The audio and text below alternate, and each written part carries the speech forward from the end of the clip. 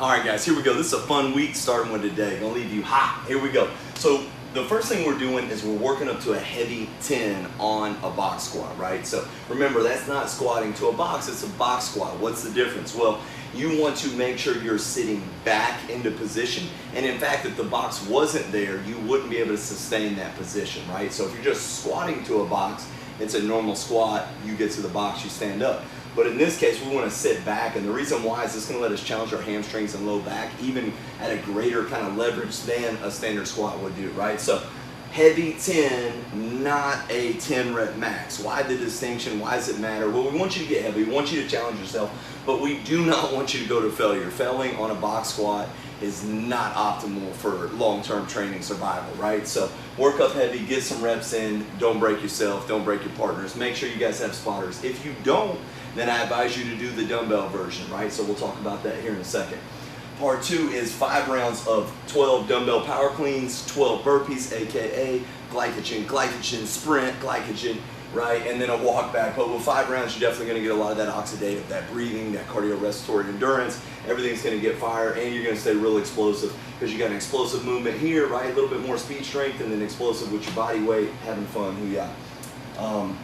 Part 3, 4 minutes reverse Tabata, hollow rock holds, right? So hollowed out position, right? Arms overhead, right? Nice kind of sunk down, rib cage pulled to the hip position is what we're looking for. Only 10 seconds on, 20-second rest. If you are a superstar, then you could switch it up and do 20 and 10, but I would start off with 10 and 20, keep it solid movement first.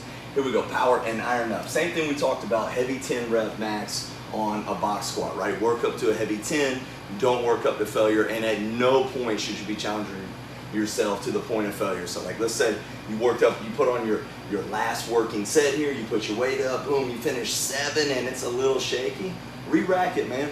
Re-rack it. It's not worth trying to get the extra 3 reps in order to challenge yourself to the point where you get beat up, because that's not going to help you long term.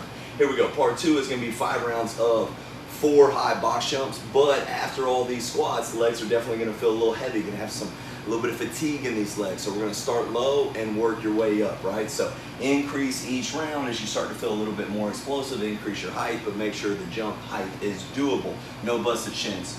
Part 3, this is going to make your cheeks talk to you for the next day or so, which is going to be as many reps as possible, dumbbell sumo deadlifts, 1 second down, 1 second back up, and there's no real set total amount of time here. It's just as many as you can get. Then you take you a 30-second rest, and then you go as many front rack dumbbell lunges as possible, 30-second rest, as many reps as possible dumbbell deadlifts while holding the dumbbells at the side, 1 second down, 1 second back up, and then rest to 1 to 2 minutes depending on how long you want to rest in order to get into the next round. Here we go, on the AMRAPs. Keep it strong movement, right? So if you're doing sumo deadlifts and it's not as many ugly reps as possible, it's as many beautiful reps as possible. As long as you're staying tight, spine staying neutral, right? You're sending your butt back, you're pushing knees out, you're descending your hips down, and those reps look really clean. The point in which you start to round your back or you start to change your body posture, that's it. Because as you increase and continue to do your reps there, you're not challenging the muscle that you built up to the AMRAP. You switch to a new muscle set, one of which probably shouldn't be a main mover. So on your sumo deadlifts, on your front rack lunges, everything needs to be solid body position, solid spine, sitting upright, nice and neutral on your lunges, and if you can no longer hold a strong lunge, no big deal. That's what the AMRAP's for. Sit it down, rest 30 seconds, and get back onto your next exercise. With 4 to 5 rounds, you know, get in whatever you need to do, right? Total kind of rounds accumulated there. If you get a whole bunch of reps you get after it, 4 rounds will probably be fine. If you feel like it takes you a round or 2 to warm up, 5 will be what you need. Rest in 1 to 2 minutes, finishing up with 15 reverse hypers, 10 4-count flutter kicks. 1, 2, 3, 1, 1, 2, 3, 2. 10 of those bad boys, 50-foot calf walk. Again, we're not looking for dumbbells on this. What we're looking for is really controlled movement, unlike what I just did, lost my balance. Really controlled movement going up and down as you're moving forward. Keep it challenged at the joint. Very specific, very mechanical, very athletic. Resting 1 minute between rounds, finishing up with the dumbbells, y'all, TDY.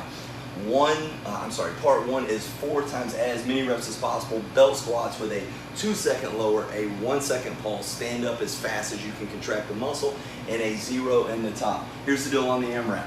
do as many as you can, that you're gonna still be able to sit the kettlebell or dumbbell down if you have it belted to you and not wipe out. So the same thing we talked about. In reality, almost all training for muscular development, when we say AMRAP, is as many reps as you are controlling the muscle efficiently, powerfully, athletically as possible. Not just as many times as you can go down and up, right? So remember that. You can sub out your bell squats for just holding a dumbbell in between. Go over to the MHT Daily IG right after this, see what we're talking about. And then next you got 5 rounds of the 4 high box jumps. Sub it out for tuck jumps. How many? Whole bunch. 4 sets of 10 is what we're looking for, right? Part 3, exact same setup that we already talked about. Again, making sure you're controlling the movement. Don't let the movement control you. And then finishing out part 4, 3 to 4 rounds of 30-second Superman holds, flutter kicks, and calf walks. Lag and muscle probably won't have a lot to hit after this, but you might surprise yourself.